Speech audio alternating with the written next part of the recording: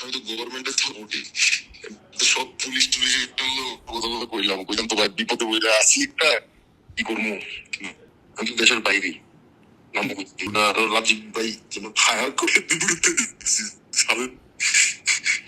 আর আমি কোন না থাকলে তো লাথি দিয়ে আঙ্গুরে বের করে দেবো ঘরের থেকে। এই বিবেক মনুষ্যত্ববিহীন নিকৃষ্ট অমানুষটা হাসতে হাসতে বর্ণনা দিচ্ছিল তারা কিভাবে আন্দোলনের মধ্যে আমাদের ছাত্র ভাইদেরকে গুলি করছিল। এই অমানুষটি আপনাদের পছন্দের কোনো ইনফ্লুয়েন্সার, কিন্তু কে সে জানতে হলে পুরো ভিডিওটি দেখুন।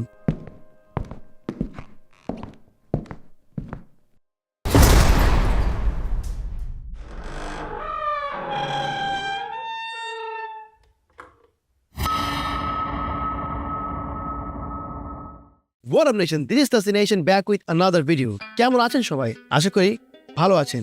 টাইটেল এবং থাম্বনেল দেখে বুঝতে পারছেন আজকে আমি কে এবং কাকে রোস্ট করতে যাচ্ছি। ইয়েস, আজকে আমি একজনকে নয় অনেকজনকে এক্সপোজ করতে যাচ্ছি। সো ওয়েট ফর আনলিমিটেড ভরা উইথ চেয়ার নড়া চড়া, একটু হলুদ একটু মরিচ, রোস্ট হবে করা। অ্যান্ড বাই দ্য ওয়ে, আজকেও পেছে আগুন লাগাইছি।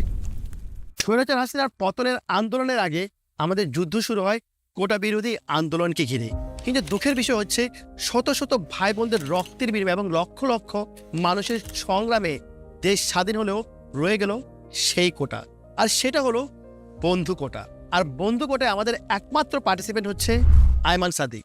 দেখুন কিভাবে সে ভয়ে লুকিয়ে আছে।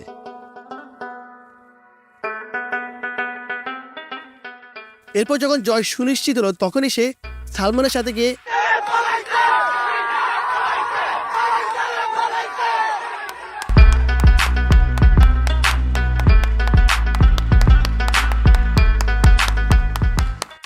আপনারা এতদিন ভাবতাম আয়মানের মতো বন্ধু পাওয়া হচ্ছে সালমানের জন্য ভাগ্যের ব্যাপার, কিন্তু আজকে আমার বলতেই হচ্ছে আয়মানের জীবনের সবচেয়ে বড় পাওয়া হচ্ছে সালমানের মতো একজন বন্ধু। আর এইভাবেই বন্ধু কোটায় আয়মান সাদিক জনগণের গালি খাওয়া থেকে বেঁচে গেল। সালমানকে আমি সবসময় দেখেছি বন্ধুদের বিপদে আপদে এগিয়ে এসে প্রতিবাদ করতে, কিন্তু মজার বিষয় হচ্ছে সালমান যখন বিপদে পড়ে তখন তার কোনো বন্ধু বান্ধব তার জন্য এগিয়ে আসে না। আয়মান সাদিক যে দুই নৌকায় পা দিয়ে চলে সেটা তার কাজের মাধ্যমে সবসময় বোঝা গিয়েছে। আমরা জানি কোটা আন্দোলনের সময় লাল প্রোফাইল পিকচার দেওয়া মানে আপনি ছাত্রদের পক্ষে, আর কালো প্রোফাইল পিকচার দেওয়া মানে আপনি ছাত্রলীগের পক্ষে।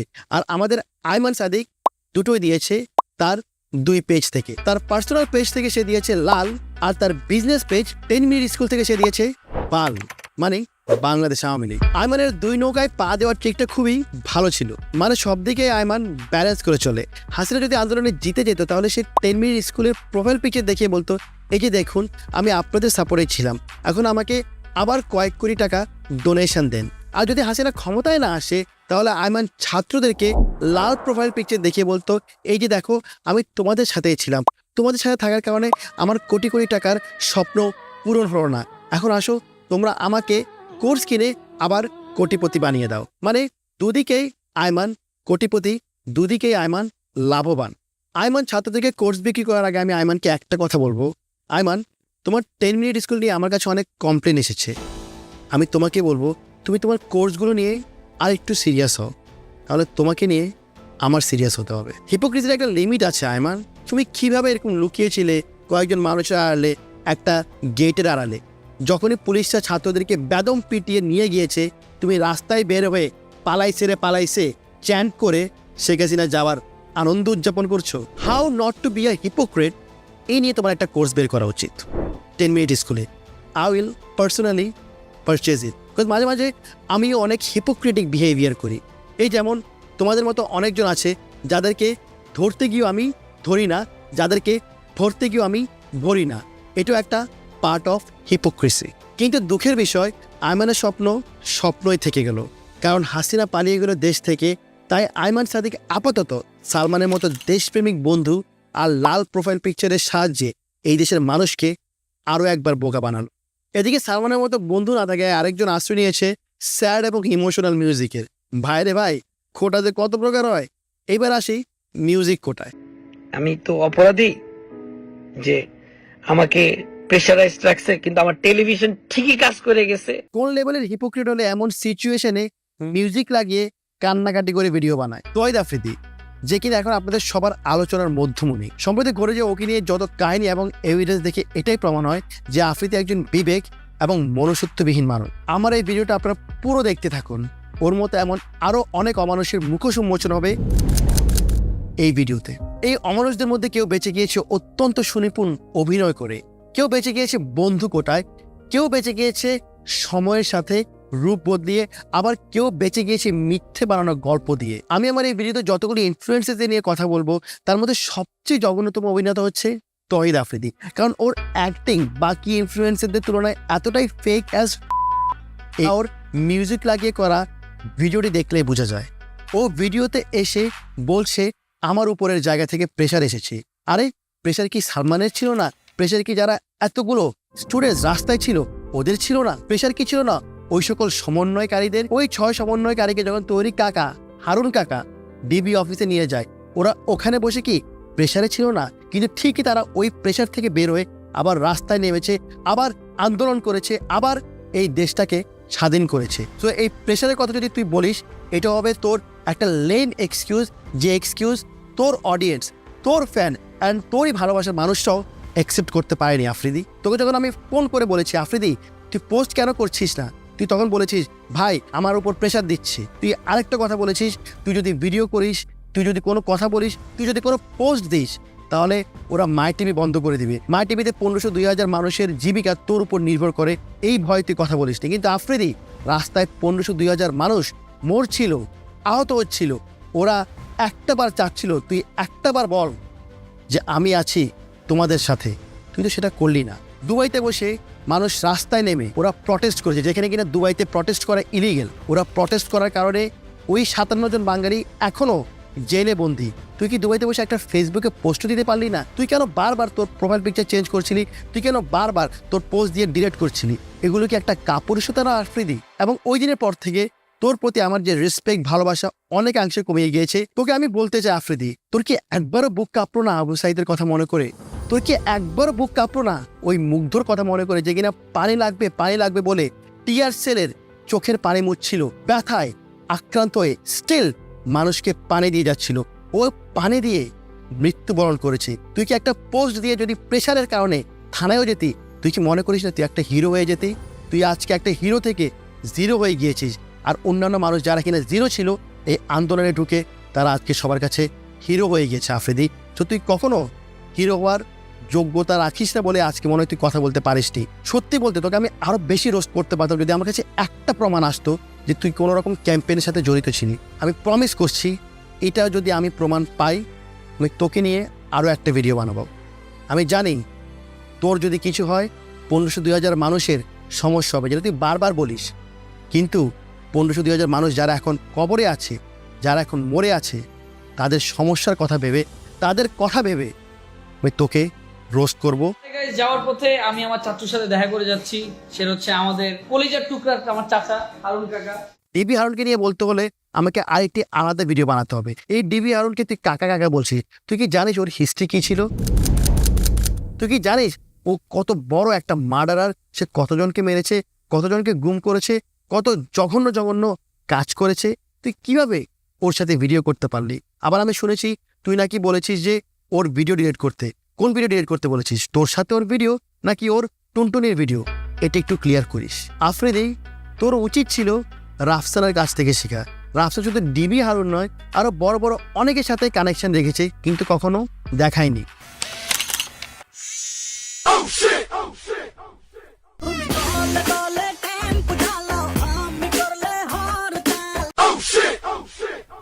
রাফসানও ধরা গিয়ে গেল।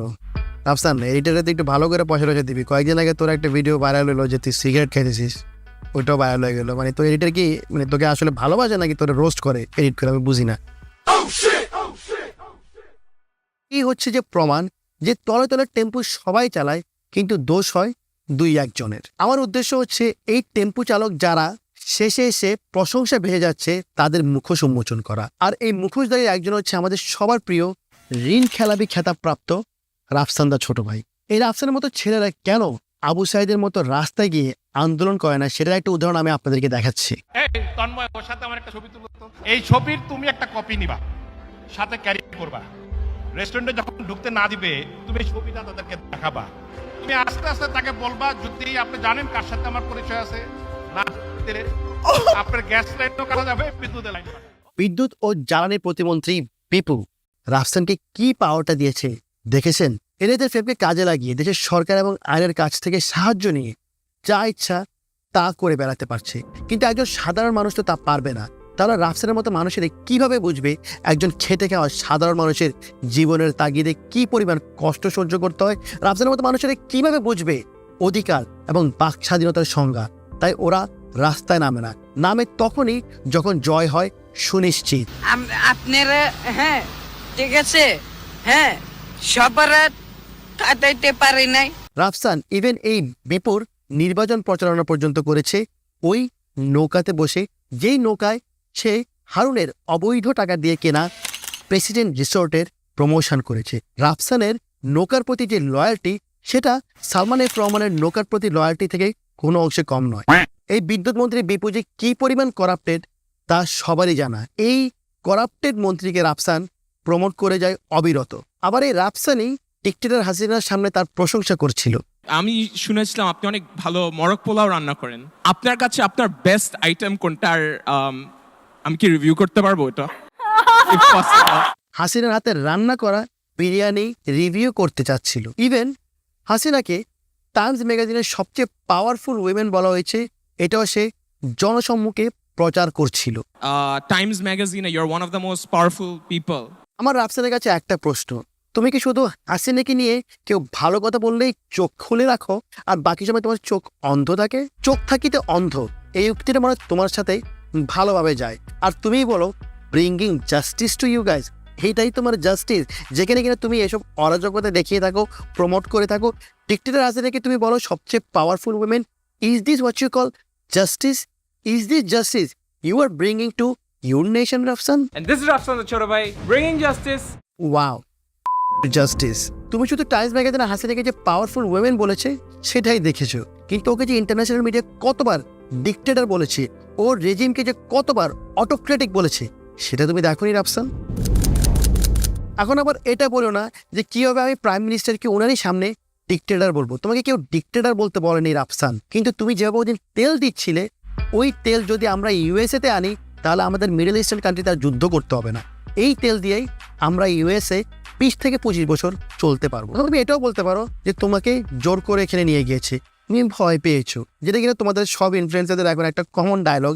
আমি এটা বলতে চাই যে সালমানকেও এই সেম ক্যাম্পেনে ডাকা হয়েছিল, কিন্তু সালমান যায়নি। এতেই সালমান ক্লিয়ার করে যে সালমান অলওয়েজ এই ডিক্টেটর গভর্নমেন্টের কোনো কিছুতে নিজেকে পার্টিসিপেট করতে চায়নি।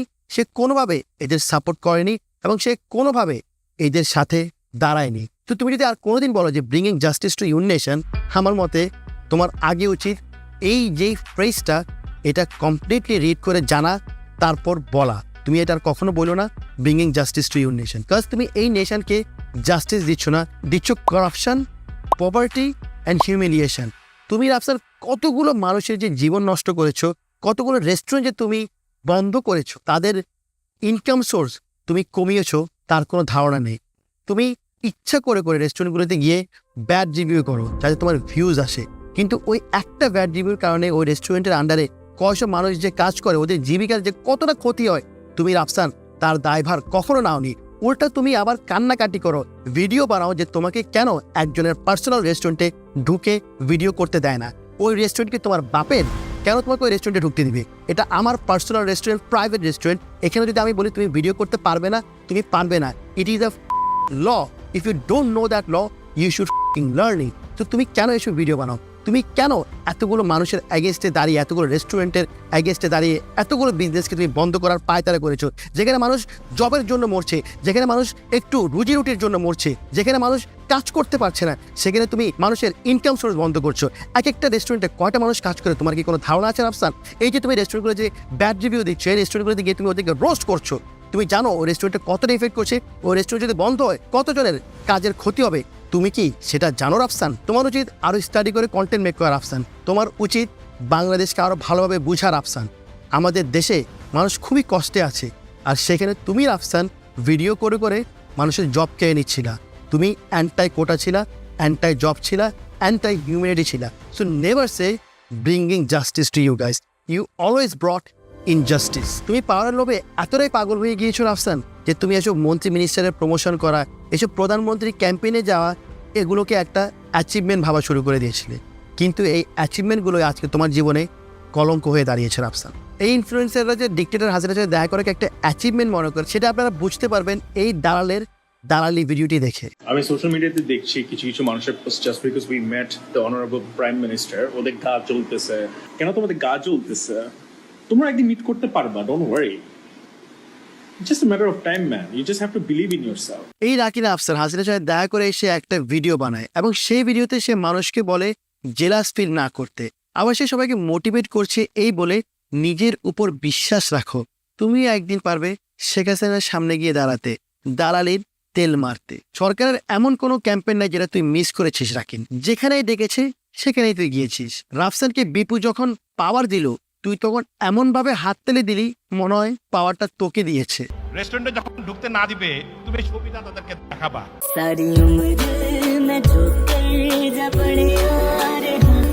এই রাকিন হাসিনাকে বললি আপনি যে ডিজিটাল বাংলাদেশ গড়ার প্রতিচ্ছবি দেখিয়েছিলেন সেটা অলরেডি আমরা দেখতে পাচ্ছি। আমরা দেখেছিলাম যে আমাদের যেরকম ডিজিটাল বাংলাদেশ এস্টাবলিশ করে আপনি প্রতিশ্রুতি দিয়েছিলেন, এন্ড ওইটা অলরেডি আমরা সাকসেসফুলি দেখতে পেলাম। এই লুটপাটের বাংলাদেশকে যদি তুই ডিজিটাল বাংলাদেশ বলে সংজ্ঞায়িত করিস, তাহলে তোর মতো পা চাটা শ্রেণীদের কাছে শেখ হাসিনা একজন সফল প্রধানমন্ত্রী। হাসিনা ক্ষমতা অবস্থায় পা চেটেছিস, আবার যখন পালিয়ে গিয়েছে তখনই তার উপর আবার মিমসও বানাচ্ছিস। শেখ হাসিনা পালিয়ে গেছে, শেখ হাসিনা নাই, শেখ হাসিনা চলে গেছে, শেখ হাসিনা পালায় না। তুই কেমনে হাসিনার মতো একজন স্বৈরাচারকে সফল বলিস, যে নিজের দেশের মানুষের বাক স্বাধীনতা কেড়ে নিয়েছে, যে নিজের দেশের মানুষকে গুম করে আয়না ঘরে ঢুকিয়ে নির্যাতন করেছে, যে স্বৈরাচার সরকার নিজের স্বার্থে নিজে আইন বানান, যে সরকার মানুষের ভোটের অধিকার পর্যন্ত কেড়ে নেয়। আসলে তোর মতো মানুষের সাথে অধিকার নিয়ে কি কথা বলবো? তোর মতো মানুষকে যদি কোনো অধিকার দেওয়া হয়, তাহলে তুই যে বাংলাদেশে কি কি জিনিস লিগ্যাল করে ফেলবি সেটা আমাদের সবারই জানা। প্রধানমন্ত্রী শেখ হাসিনা আমাদের থেকে জানতে চেয়েছে যে নেক্সট জেনারেশন অফ ইউথের জন্য আমরা কি কি করতে পারি। So since we are the representative of youth, তুই মানে কিসের ইউথদের রিপ্রেজেন্ট করিস রে? তুই একটা নির্দিষ্ট সংখ্যাগরিষ্ঠ মানুষদের রিপ্রেজেন্ট করিস, খুবই একটা স্মল অ্যামাউন্ট। কিভাবে ইউথদের রিপ্রেজেন্ট হচ্ছে? এই কোন ইউথকে দেখেছিস তোর মতো ব্লাউজ পেটিকোট পরে ভিডিও বানাতে? কোন ইউথকে দেখেছিস কানের দুল পরে আইব্রো দিয়ে লিপস্টিক লাগিয়ে চলাফেরা করতে? মানে লাইক মানে কোন ডিলিউশনাল? তুই কি বলছিস তুই এগুলা? তোকে কোনো ইউথ ফলো করে না রাকিন। তুই এসব ফেক রিপ্রেজেন্টেটিভ হিসেবে আর নিজেকে দাবি করিস না। I just wish you come out a closet and show everyone your true characteristics. এসব টু ফেসেস গিরি ভাব দে রাকিন। আর টু ফেসেসের কথা বললেই চলে আসে আমাদের টু ফেসেসের জনক ব্যারিস্টার সুমনের কথা। আমি কোনোভাবেই এই দেশ ছাড়বো না, এই দেশ আমার। আসলে ব্যারিস্টার সুমনকে টু ফেসেস বললেও ভুল হবে, তার যে কতগুলা ফেস সেটা গুণে শেষ করা যাবে না। এই ব্যারিস্টার সুমন হচ্ছে আওয়ামী লীগের একজন একনিষ্ঠ দালাল। যদি কোনো কারণে আওয়ামী লীগ ফল করে, তাহলে আমি আপনাদেরকে সাক্ষী দিয়ে যাচ্ছি, আমরা তো বাঁচবই না। আপনারা যারা আমেরিকাতে আছেন, কোনোদিন যদি বাংলাদেশে যান, আপনাদেরও বহু নাম লিস্টেড আছে, আপনারাও বাঁচবেন না। একটু আগে যে ভিডিওটা আপনারা দেখেছেন, এই ভিডিওটি 5 বছর আগের ভিডিও, যখন আপনারা কেউই জানতেন না ব্যারিস্টার সুমন একজন আওয়ামী লীগের কর্মী। ব্যারিস্টার সুমন যখন আওয়ামী লীগের দালালি করে কোনো অ্যাটেনশন পায়নি, তখন সে নিজ এলাকারই এমপি মন্ত্রীদের নিয়ে কথা বলতে থাকে, ওদের ক্রিটিসাইজ করতে থাকে। কিন্তু এটা ছিল ব্যারিস্টার সুমনের একটা রাজনীতিতে পা দেওয়ার পায়তারা। অন্তরে আওয়ামী লীগের আদর্শকে গোপন করে জনসাধারণের সামনে নিজেকে সে সবসময় উপস্থাপন করত একজন স্বতন্ত্র হিসেবে। আপনারা একটা জিনিস ভেবে দেখুন, এমপি হওয়ার আগ পর্যন্ত ব্যারিস্টার সুমন কখনো কোথাও প্রকাশ্যে বলে যে সে আওয়ামী লীগের কর্মী, কিন্তু যখনই সে এমপি হয়ে গেল তখনই সে শেখ হাসিনার পা চাটা শুরু করে দিল। এটা হচ্ছে আমার সিটটা পড়ছে হচ্ছে গিয়ে বিরোধী দলের পেছনেই একেবারে। তো কেমন জানি এটা বিরোধী দল ভাব চলে আসছে। যদিও আমি মনে করি যে স্বতন্ত্র হিসাবে আমার কিছু কিছু জায়গায় আমি তো আওয়ামী লীগেরই প্রোডাক্ট। শেখ হাসিনা হয়ে গেল তার নেত্রী, তার মা।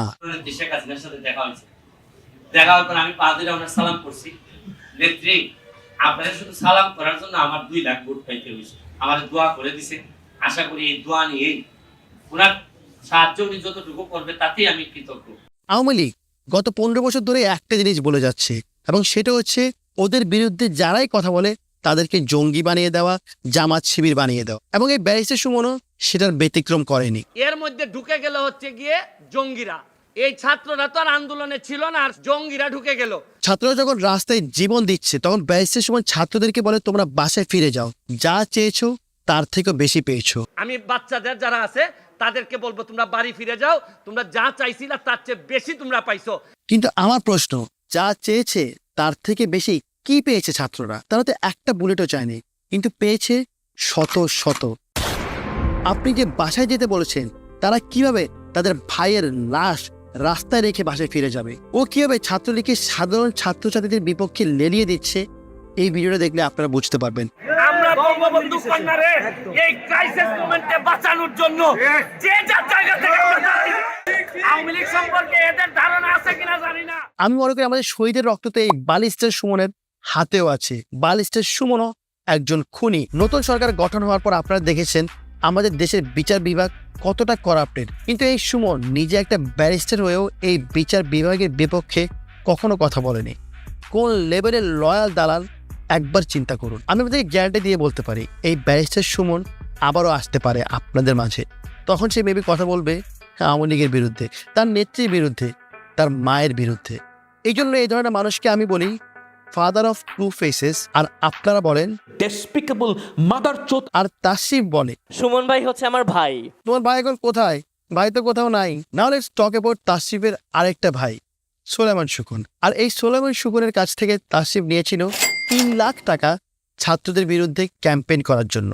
ক্যাম্পেইনটি মূলত কি নিয়েছিল আসলে একটু দেখে নেই। আপনারা এই স্ক্রিনশটে দেখতে পাচ্ছেন এখানে সোলাইমান সুকুন একটা ক্যাম্পেইন রান করছে। এই ক্যাম্পেইনে অনেকগুলো টকিং পয়েন্ট দিয়েছে, যার মধ্যে অপশনাল টকিং পয়েন্ট হচ্ছে ছাত্রছাত্রীদের মৃত্যু নিয়ে কথা বলা, তাদের পরিবারকে সম্মান দেখা। আমি যখন লাস্ট লাইনটা পড়ি না, তখন আমার হাত পা কেঁপে উঠেছিল যে একটা মানুষ কিভাবে এতগুলো ছাত্রর মৃত্যুকে অপশনাল মার্ক করে। কিন্তু তার থেকে বেশি আত্মা কেঁপেছিল যখন আমি জেনেছিলাম যে কিছু ইনফ্লুয়েন্সার এই ক্যাম্পেইনটাকে বাস্তবায়ন করে। তার মধ্যে অন্যতম একজন হচ্ছে জার্মানির নাটালি অ্যান্ড হাবিব।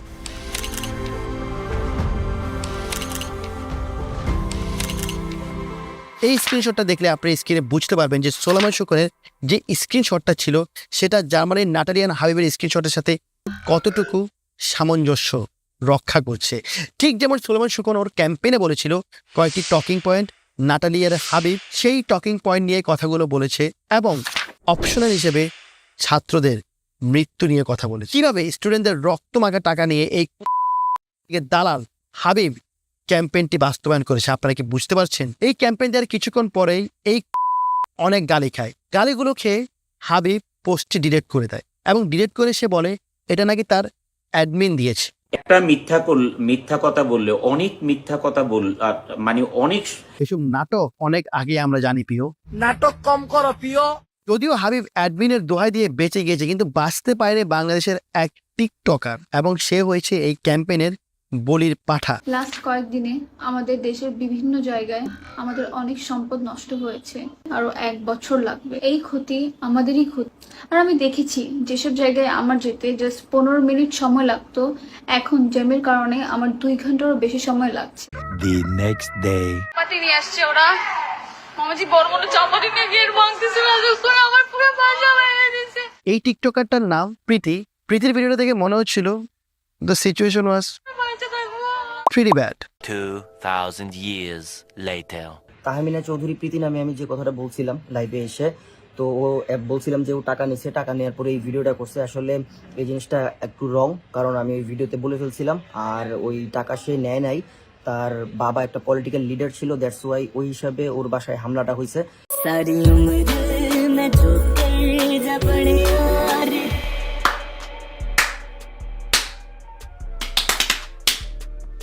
কি রে ভাই, হিপোক্রিসি রে। ওফ, এখন আমরা আছি সোলাইমান সুকুনের ক্যাম্পেইনে। এই ক্যাম্পেইন নিয়ে সুকুন এতই ডেসপারেট ছিল যে ইনফ্লুয়েন্সারদের সে রীতিমতো বলেছে যে যা চায়, যত টাকা চায় সে দিতে প্রস্তুত। এবং অনেক ইনফ্লুয়েন্সার এই সুযোগ নিয়ে সুকুনের কাছ থেকে 2 থেকে 3 গুণ টাকা হাঁকিয়ে নিয়েছে। একটাবার ভেবে দেখুন কীভাবে এই ইনফ্লুয়েন্সারগুলো টাকার বিনিময়ে নিজেদের মনুষ্যত্ববোধকে বিক্রি করে এতগুলো লাশকে অপশনাল ভেবে ভিডিও বানাতে প্রস্তুত হয়েছিল। কিন্তু কয়েকজন ভিডিও দেওয়ার আগেই আল্লাহর অশেষ রহমতে ডিক্টেটর হাসিনার পতন দেখে ফেলে এবং সেই পতনের পর তারা আর ভিডিও দেয়নি। অ্যাকচুয়ালি তাদের ভিডিওটা দেওয়া লাগেনি এবং টাকাও ফেরত দেয়নি, কারণ সেটাও ফেরত দেওয়া লাগেনি। এবং এই অনেকের মধ্যে একজন ছিল তাশরিফ খান। সুমন ভাই আমার কাছে কোনো সারাংশ না, কোনো ভাব সম্প্রসারণ না, কোনো প্যারাগ্রাফ না, কোনো রচনা না। সুমন ভাই এমন একটা উপন্যাস যেটার শুরু আছে কিন্তু কোনো শেষ নেই। তাশরিফ খান যেই সুলেমান সুগনের কাছ থেকে পেয়েছে 3 লাখ টাকা। আমি খবর পেয়েছি এই ক্যাম্পেইনে ইনফ্লুয়েন্সারদের জন্য ইন্ডিভিজুয়াল বাজেট ছিল 30,000 থেকে ম্যাক্সিমাম 1 লাখ টাকা। এখন আমার প্রশ্ন তাশরিফের কাছে, কীভাবে সে 3 গুণ টাকা বেশি পেল?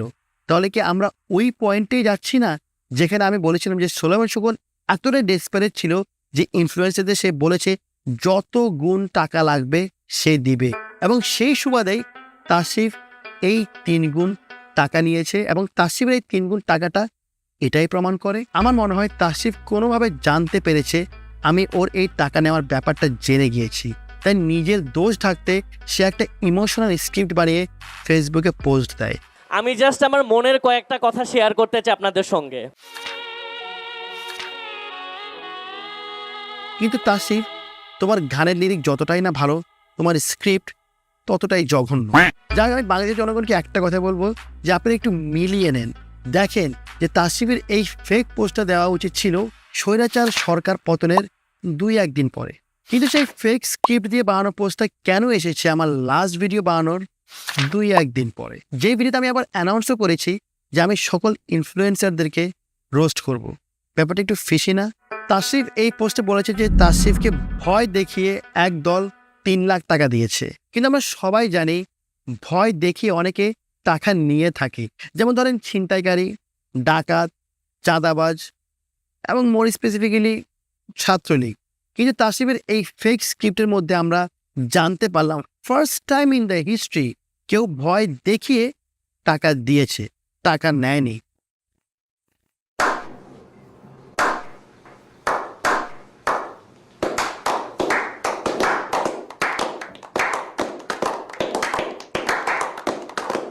This is something never heard of. এটা কি টাইপের স্ক্রিপ্ট তাশরিফ লিখলো? তাশরিফ এটাও বলেছে সে নাকি টাকাটা ফিরিয়ে দিয়েছে, কিন্তু তার পোস্টে আমরা সেটা কোনো প্রমাণ পাইনি। আমার মতে তাশরিফ এই টাকাটা সুলেমান সুগনকে ফিরিয়ে দিয়েছে কিনা দেয়নি সেটা একমাত্র প্রমাণ করতে পারবে সুলেমান সুগন নিজেই। এবং এই কারণেই তাশরিফ একবারও সুলেমান সুগনের নাম তার পোস্টে নেয়নি। তাশরিফকে অনেকে জিজ্ঞেস করেছে যে পার্সনটা কে, নাম বলতে, তারপর সে নাম বলেনি, কারণ সুকনের তথ্য হলে ফাঁস, তাশরিফ খান খাবে বাস।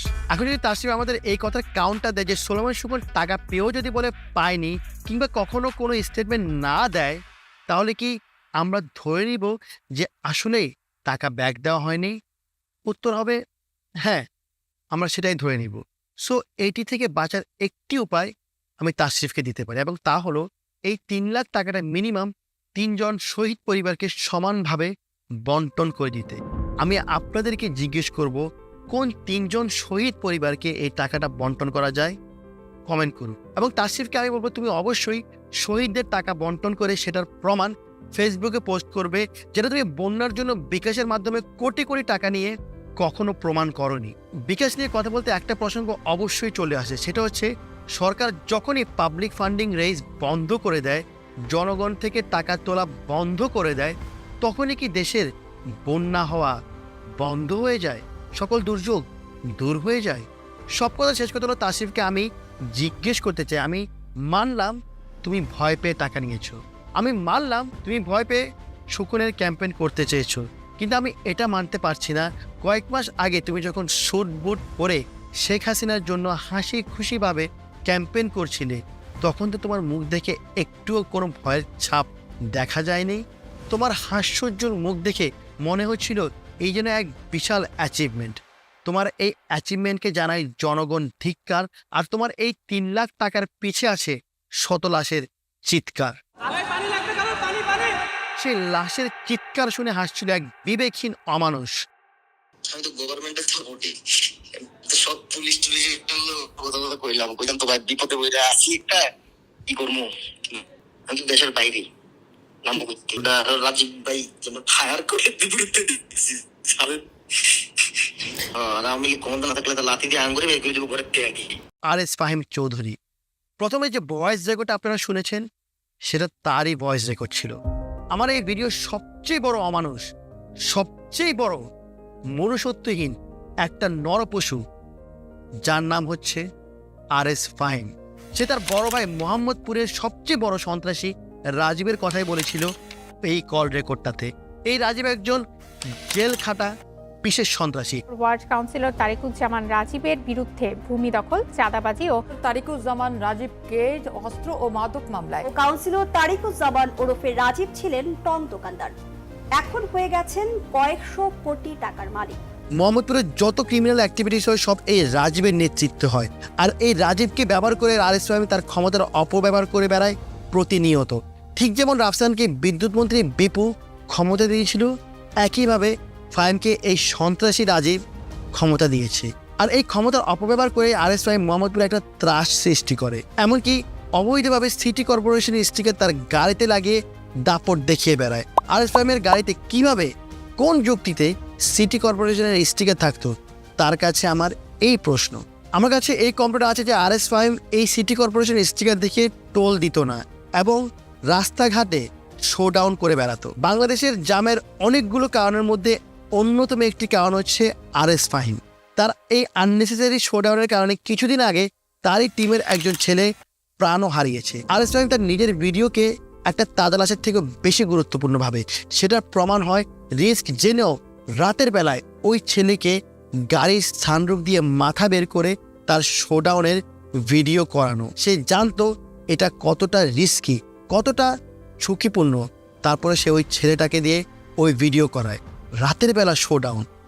Like why? সো আমি ওই নিহত ভাইয়ের পরিবারকে বলতে চাই, প্লিজ আপনারা একটি মামলা করুন, এটার একটি সুষ্ঠু তদন্ত করুন। তখন ওই সময় একটা বিষয় আমার কাছে খুবই অদ্ভুত লাগে, তা হলো তার টিমের একজন ইম্পর্টেন্ট মেম্বার মারা যাওয়ার পরও সে কিভাবে কয়েকদিন পরে আগের মতো ভিডিও বানানো শুরু করে দেয়, কিভাবে বিভিন্ন জায়গায় হাসি মুখে ঘুরতে যায়, ভ্লগ করে। আসলে অদ্ভুত লাগার কিছু নেই, কারণ মানুষের মৃত্যুর প্রতি আরএস ফাহিম যে কেয়ার করে না সেটা আমরা তার কল রেকর্ড শুনে বুঝতে পারি। কিভাবে হাসতে হাসতে একটা মানুষ বলতে পারে রাজীব ভাই ফায়ার করে ডেরুম ডেরুম সাদার্থে। রাজীব ভাই যেন ফায়ার করে বিপরীতে দিচ্ছি সালেন। ফায়ারটা করছে কাকে? আমাদেরই ছাত্রদেরকে।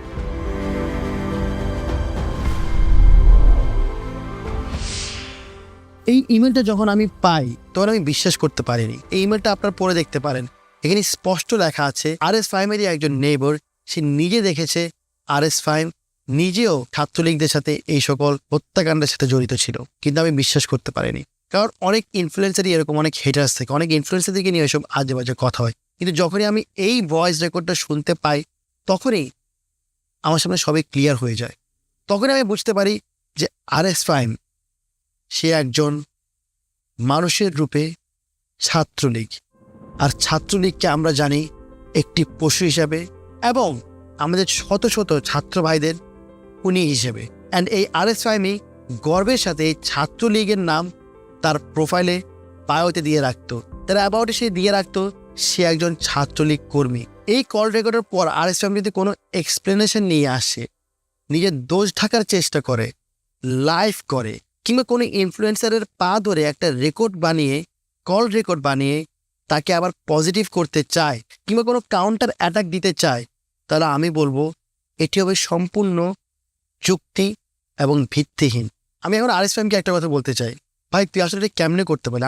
আমি এখনো বিশ্বাস করতে পারছি না। কিভাবে ছাত্রদের গুলি করা হচ্ছে আর তুই হাসছিলি? এখন তুই অনেক এক্সপ্লেনেশন ভিডিও বানাচ্ছিস, অনেক লাইভ করছিস, অনেক কিছু করছিস যে এটা প্রমাণ করতে যে তুই ছাত্রদের সাথে ছিলি। মানলাম তুই ছাত্রদের সাথে ছিলি, কিন্তু ছাত্রদেরকে মেরে ছাত্রদের এই সাথে থাকার যে তোর এক্সপ্লেনেশন, এটা কতটুকু যৌক্তিক? এই যৌক্তিকতাটা ওটার সাথে মিলে যে গরু মেরে জুতো দান। তুই আরএস ফাহিম দেখিয়ে দিয়েছিস যে এই 2024-এও রাজাকার ওয়ার্ডটা 2.0 হিসাবে আবার উপস্থাপন করা যায়, এবং এই কারণেই আমি আমার এই ভিডিওটা তোকে উৎসর্গ করে বানিয়েছি এবং এই ভিডিওটার নাম আমি দিয়েছি রাজাকার 2.0। তোর হাতে আমাদের শহীদ ছাত্র ভাইদের রক্ত লেগে আছে। আমি জনগণের উদ্দেশ্যে একটা কথাই বলতে চাই, প্লিজ একটাবার ভেবে দেখুন, এই সকল ইনফ্লুয়েন্সারদেরকে আপনারা যারা ভাবেন এরা হচ্ছে আপনাদের পথ প্রদর্শক, এদেরকে আপনারা আইডল ভাবেন, এদের পিছে পিছে আপনারা র্যালি করেন, শো ডাউন করেন, একটাবার ভেবে দেখুন এই সকল ইনফ্লুয়েন্সারদেরকে আপনাদের হিরো বানানোর আগে একবার না 10 বার ভেবে দেখবেন। এরা কীরকম অমানুষ হতে পারলে ছাত্রদের উপর গুলি করে হাসে। এরা কীভাবে সরকারের যখন অবস্থা নড়বড়ে হয়ে যায় তখনই প্রোফাইল পিকচার চেঞ্জ করে নিজেদের রূপ পাল্টিয়ে ছাত্রদের সাথে মিশে গিয়ে ছাত্রদের সাথেই বেইমানি করে। আর আমি ইনফ্লুয়েন্সারদেরকে একটা কথা বলবো, আমার এই ভিডিওতে আমি জাস্ট তোমাদের 5% দিয়েছি, 95% এখনও আমার কাছে আছে এবং এটা তোমরাও জানো। এই 95% আমি রেখে দিয়েছি। যদি তোমরা কোনো যুক্তিহীন ভিডিও নিয়ে আসো, যদি তোমরা কোনো এমন ভিডিও নিয়ে আসো যেটা জনগণকে ম্যানিপুলেট করছে, আমি তোমাদেরকে একটা কথাই বলবো, তোমাদের দোষ স্বীকার করে নাও, জনগণের কাছে মাফ চেয়ে নাও, তাহলেই মেবি জনগণ তোমাদেরকে মাফ করতে পারে। কিন্তু তোমরা যদি আবার জনগণের কাছে এটা প্রমাণ করতে যাও যে তোমাদের কোনো দোষ নেই, আমি আবারও বলছি, আমি 95% নিয়ে তোমাদের সামনে 100% আসছি। দেখা হচ্ছে নেক্সট ভিডিওতে। This is Tashi nation, signing off.